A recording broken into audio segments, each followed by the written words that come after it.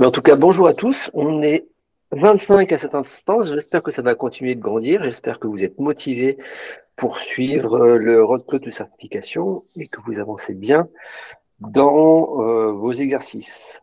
Cette semaine, nous en sommes à la semaine 5. Alors peut-être certains sont en avance, peut-être d'autres en retard, mais c'est pas bien important.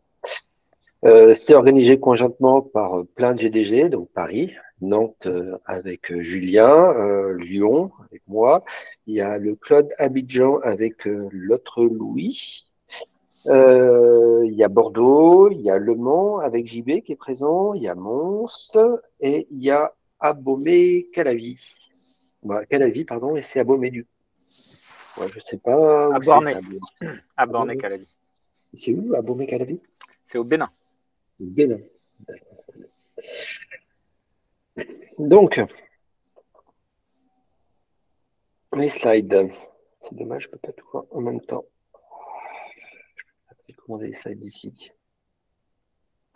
Pas un truc pour télécommander les slides, c'est chiant. Pardon. Alors, il y a beaucoup de monde inscrit au début. Ça a tendance à réduire au fur et à mesure. Mais bon, vous êtes toujours là avec JB qui est toujours présent pour animer ça. Donc, JB, je te laisse te présenter. Toujours pareil, je travaille à la CNAM en tant que lead tech et puis j'ai essayé de préparer un autre caout cette semaine. On va voir ce que ça donne. Rendez-vous tout à l'heure. JB, c'est notre monsieur Kaut. Julien. Oui, moi, vous m'avez vu les autres fois. Là, je suis en déplacement et j'ai laissé du coup les commandes à Louis pour présenter cette session. Et puis, de toute façon, on se retrouve aussi la semaine prochaine avec plein de news et tout. Et pour info, je le dis en teasing en avance, on a de nouveau une licence JetBrains à gagner, mais ça sera la semaine prochaine. Et Julien de Nantes. Et puis, ben, moi, de Lyon, qui, cette semaine, Julien m'a laissé les rênes pour animer globalement cette présentation, qui suis du GDG de Lyon. Alors, où en sommes-nous? Qu'est-ce qu'on a fait jusqu'à présent dans ces différentes semaines? Bon, ça va être le planning. On va faire une revue aussi un peu des grandes thématiques qui ont été vues, avec du cube, du réseau, du load balancing.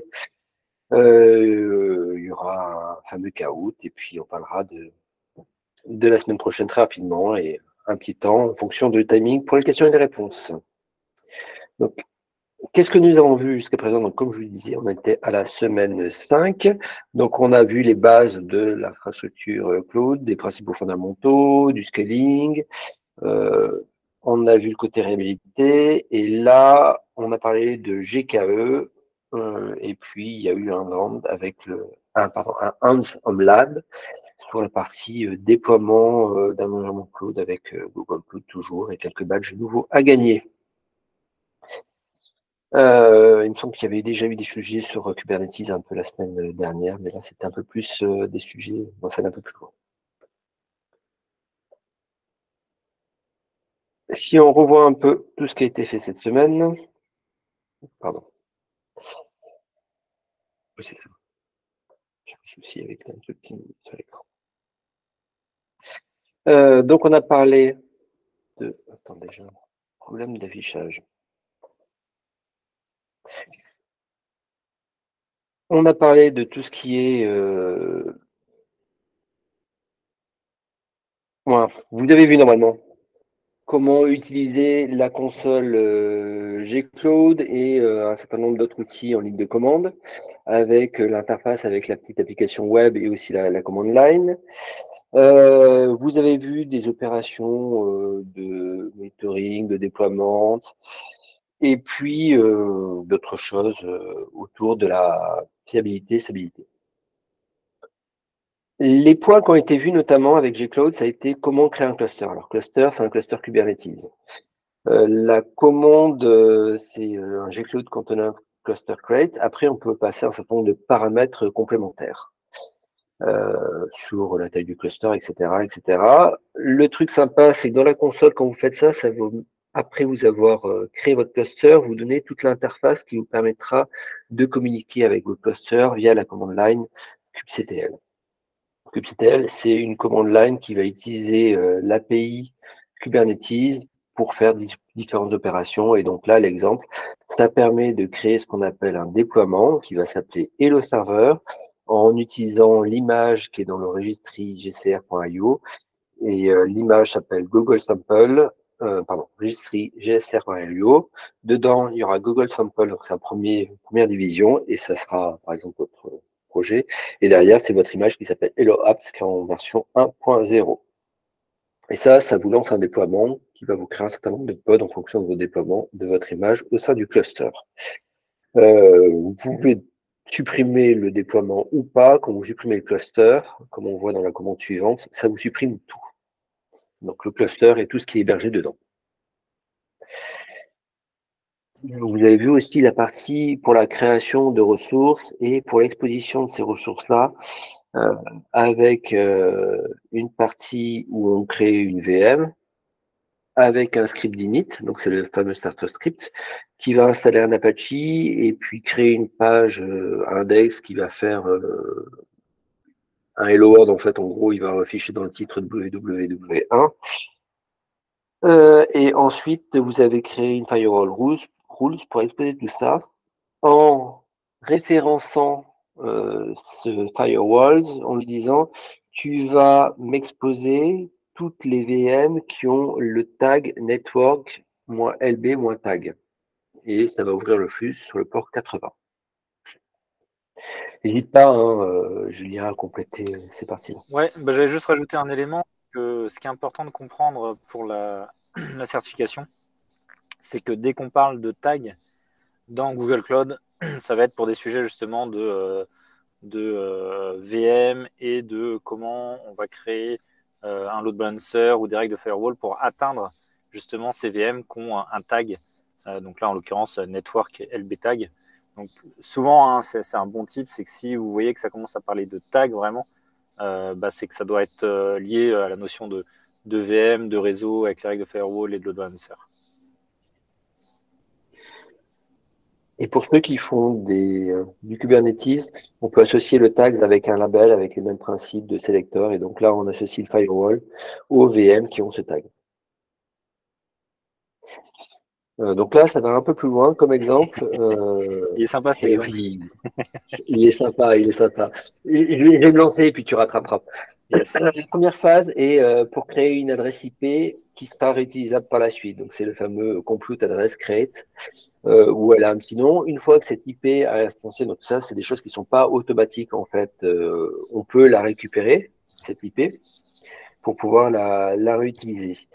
Ensuite, on va créer ce qu'on appelle un health-check. Un health-check, ça sera un point, une probe qui sera utilisée dans tout ce qui est après qu'on va gérer un groupe de machines ou une machine pour s'assurer de leur état et pour faire passer les flux ou pas en cas de problème. Voire aussi de redémarrer les machines. Donc ça, le health check, c'est en gros une ligne de vie qui sera réutilisée derrière qu'on va associer à différentes ressources. La troisième étape, c'est on va ajouter notre target pool. Donc là, un target pool, c'est une pool de machines. Donc notre target pool, qui s'appelle www.pool, on va associer notre fameux health check qu'on a créé avant, qui s'appelle BudgetTech. Ensuite, on va ajouter des instances. Alors, on peut ajouter des instances à la main si on a créé des instances, ou on peut avoir des groupes d'instances aussi. Donc là, on ajoute une instance à la main qui a été créée précédemment, et dans ce fameux target pool. Et après, on peut créer une forward rules, donc c'est une règle de redirection. En gros, ça va être l'ouverture de notre flux réseau qui va diriger les machines, les flux vers toutes les machines du target pool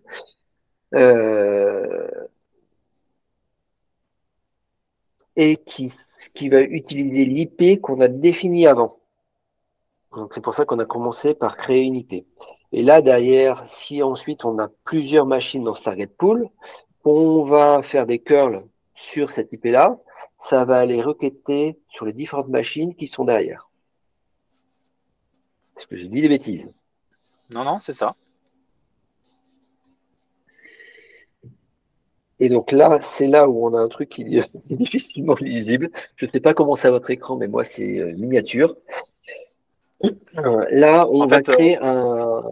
Ouais, vas-y, explique. Parce que moi, j'arrive pas à lire. non, c'est juste pour dire, après, les slides seront disponibles, vous pourrez zoomer ou mieux voir, mais l'idée, c'est de refaire la même chose, mais en utilisant la notion de MIG, de Managed Instance Group. J'espère que la théorie, c'est pas de montrer que c'est mieux, parce que ça c'est en moins d'étapes, puisqu'il y en a plus qu'avant. Mais dans l'idée de montrer que les Managed Instance Group sont plus costauds pour faire ce genre de choses.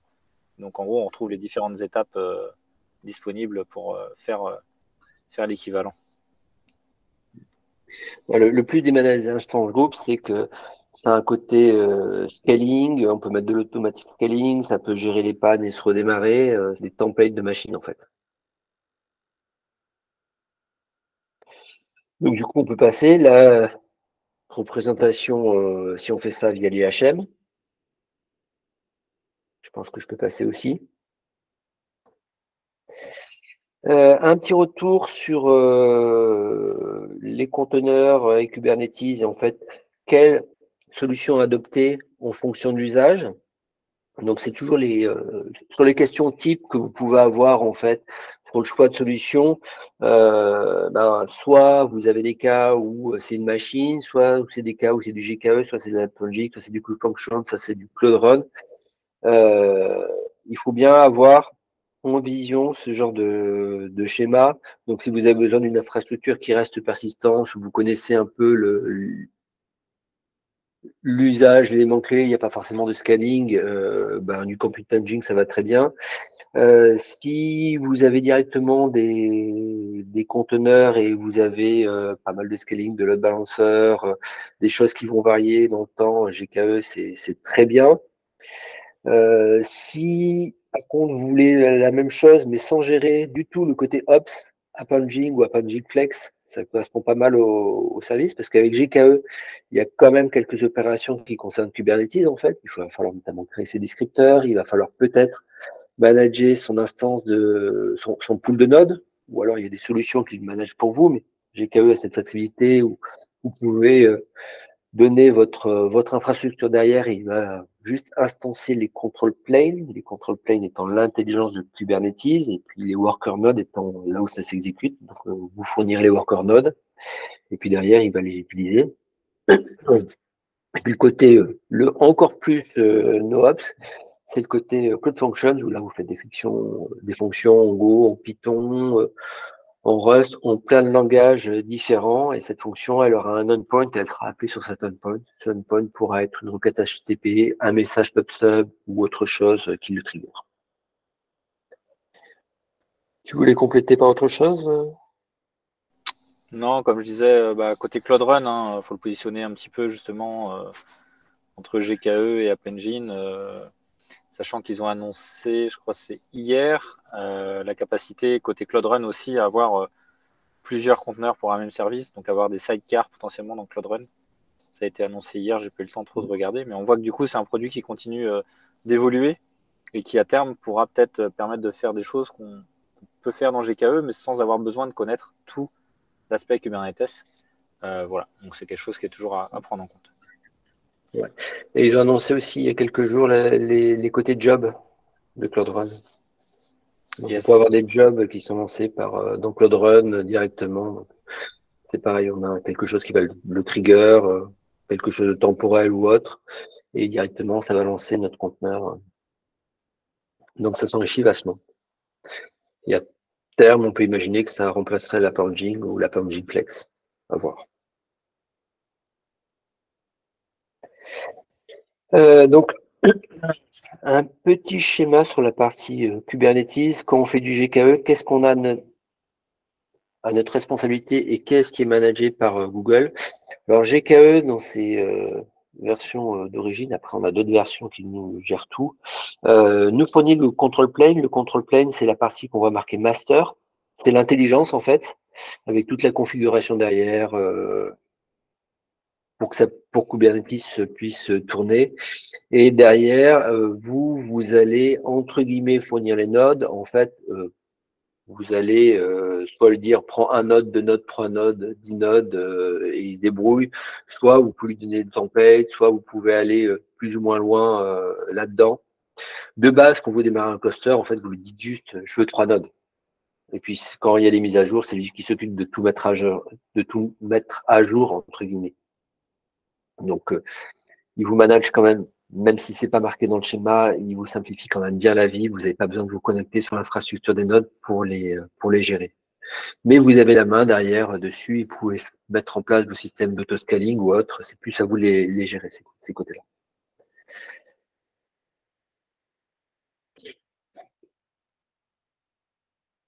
Sur la partie GKE en soi, en fait, c'est quand on parle de GKE et de Kubernetes, il faut voir que Kubernetes, on appelle ça un peu on associe ça un peu comme une espèce de data center.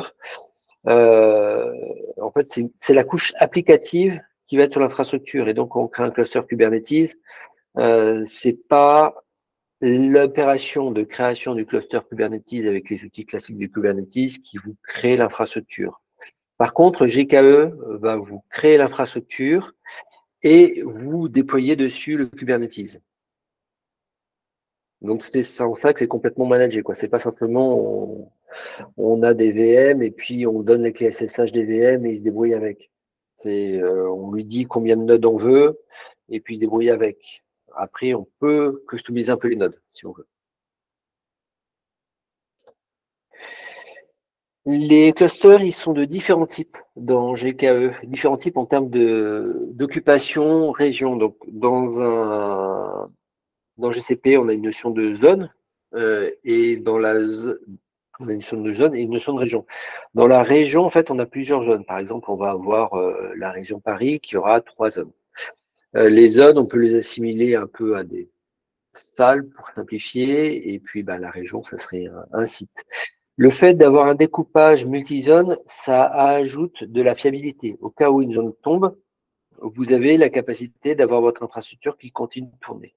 Et donc, quand on crée un cluster, on peut dire, il est soit au sein d'une même zone, en cas de chute de la zone, on perd le cluster, soit il est dans la même région au sein de plusieurs zones. Et en cas de d'incident sur une zone, on n'a pas de problème, notre cluster continue de tourner pour peu qu'on ait mis un minimum d'instances suffisantes pour gérer la charge qui doit héberger. C'est clair ces notions-là ou...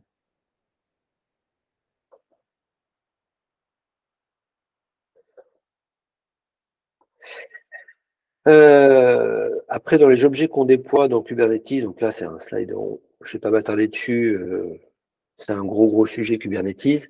L'unité élémentaire qu'on emploie dans Kubernetes, c'est des pods, et en fait, par-dessus, on a des objets qui vont contrôler le cycle de vie de ces pods, qui seront de type deployment, stateful set, daemon set, job ou cron job. Et en fait, ça nous permet de gérer des pods qui seront en fait des objets qui contiennent un ou plusieurs conteneurs. Et donc, en fait, en pod, en gros, c'est un peu un simili Cloud Run, si ce n'est que Cloud Run, à la base, n'avait qu'un seul conteneur. Un pod peut avoir plusieurs conteneurs. Je te laisse reprendre la main là-dessus, Julien. Yes. Alors, les initiatives de la communauté. Alors, il n'y a pas eu grand-chose cette semaine en évolution dans le Slack. Tu peux avancer d'un cran, Louis. Ouais. Mais les grandes nouvelles, c'est les vouchers. Donc, j'avais remis un message pour savoir qui souhaitait des vouchers et j'ai vu du coup qu'il y a 31 personnes, 31 fois le petit icône ticket qui est demandé. Donc, c'est plutôt cool, 31 demandes. Et donc, on est venu voir côté Google. Et puis, entre les demandes et le nombre d'organisateurs, on a plutôt une bonne nouvelle. Vas-y, Louis. Donc, les vouchers, c'est cool. Et on en a 40. Ah mince, c'est pas resté sur la même ligne. Et du coup, on a bien 40 vouchers. Donc, c'est vraiment cool. C'est-à-dire que les 31 personnes qui ont demandé, je vais revenir vers vous pour, du coup, sur Slack, vous attribuer un à un les vouchers, sachant que, par exemple, la semaine dernière, c'est David qui a gagné le caout et du coup, il a déjà un voucher attribué. Et par contre, je ne sais plus qui a gagné le caout de la session numéro 3, parce que session 1 et 2, il y avait une licence JetBrains à gagner. Session 3 et 4, il y avait du coup le voucher à gagner. C'était toi, Achille? Bon, bah, si c'est toi, Ouais, c'était moi. n'hésite pas à envoyer un email à jus@gtgéante.com. Et puis comme ça, je te filerai du coup ton voucher. Mais dans tous les cas, il y en a assez. Donc maintenant, normalement, Yes, ça ça doit être marche. bon. Mais restez concentrés quand même pour gagner le caout. Hein, on ne sait jamais. Peut-être qu'il y aura d'autres choses à gagner. Comme j'ai dit, là, c'est plutôt des bonnes nouvelles niveau voucher parce qu'on va dire que les personnes qui ont vraiment bien avancé, du coup, et qui sont toujours présentes dans le Slack, donc les 31 qui ont répondu, et ben, vous devriez tous pouvoir avoir un voucher. Donc les vouchers, c'est des vouchers à 50% qui vous donnent du coup la certification au lieu de $200 à $100. Point très important aussi, c'est que je demanderai à toutes les personnes à qui je vais donner un voucher d'essayer de prendre le temps de nous tenir au courant. Pas forcément à quel moment il passe assertif, mais au moins si vous l'avez réussi ou si vous avez échoué, dans tous les cas, de nous tenir au courant. Comme ça, nous, ça permettra d'avoir un petit sentiment d'accomplissement, parce que côté organisateur, du coup, on organise ça du coup pendant 5-6 semaines. On donne des vouchers, et puis la dernière fois, on ne savait pas trop qui l'avait eu ou pas. Bon, on se dit que ça serait pas mal quand même de savoir qui l'a eu et quel était son retour du coup par rapport entre le road to certif et le passage de l'assertif. Donc, c'est des choses toujours intéressantes à conserver et à garder à l'esprit. Donc voilà, je vous donnerai toutes les infos. Il y a aussi un petit formulaire pour donner votre feedback à la fois sur le road to certif, mais aussi le passage de la certification. Voilà pour les news. J'ai une petite question pour toi sur les vouchers. Tu sais combien de temps ils sont valables? Alors, j'ai pas de date exacte, mais je pense qu'ils sont valables. Ils ont été générés la semaine dernière et normalement ils sont valables 6 mois. Mais grosso modo, de toute façon, dans les bonnes pratiques, quand vous faites le road to certif, là, on va arriver à la 6e semaine la semaine prochaine. Donc, l'idéal, c'est d'essayer de passer la certification d'ici fin mai. Je dirais, dans tous les cas, par rapport à vos congés d'été, passez la certif avant vos congés d'été. Parce qu'après, vous allez partir en vacances, le soleil, tout ça, et vous allez revenir à la rentrée. Ah ouais, il faut que je m'y remette. En plus, j'ai tout oublié, il faut rebûcher. Non. Il faut absolument tester de passer l'assertif. Et d'ailleurs, que vous l'ayez ou pas, c'est un bon moyen de savoir si vous êtes prêt à l'avoir. Vous échouez, c'est comme ça, c'est la vie. Et puis, dans tous les cas, vous pourrez la repasser. Il n'empêche que vous allez apprendre à partir des questions où vous aurez hésité énormément. Et puis, si vous l'avez, c'est tout bonus. Et puis, vous passez un bel été.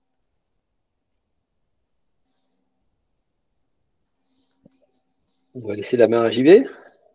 Ouais, et puis Ajlaoui Jalel, je sais pas, du coup, les vouchers, dans tous les cas, essaye sur Slack de me l'indiquer. Comme ça, je reviendrai vers toi pour savoir s'il reste des vouchers que d'autres n'auraient pas utilisés. Mais c'est pareil, une fois que je donne le coupon, je ne sais pas quels coupons exacts sont utilisés, puisque du coup, c'est géré côté Google Cloud, etc. Donc voilà, d'où l'intérêt aussi d'avoir votre feedback sur l'utilisation des coupons, parce que sinon, ils vont être perdus. Et ça serait quand même très dommage. Allez, on passe au quiz.